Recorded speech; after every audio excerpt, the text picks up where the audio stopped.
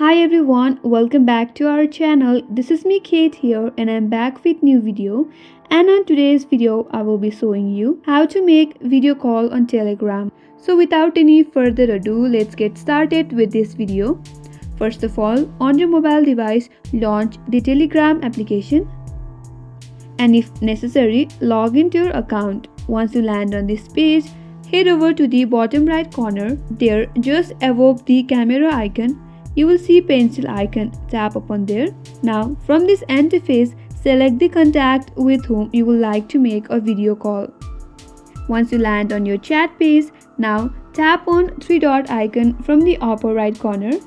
A dialog box will pop up. There, you will get a video call option. As you can see, now tap on video call, and that's how you make a video call on Telegram.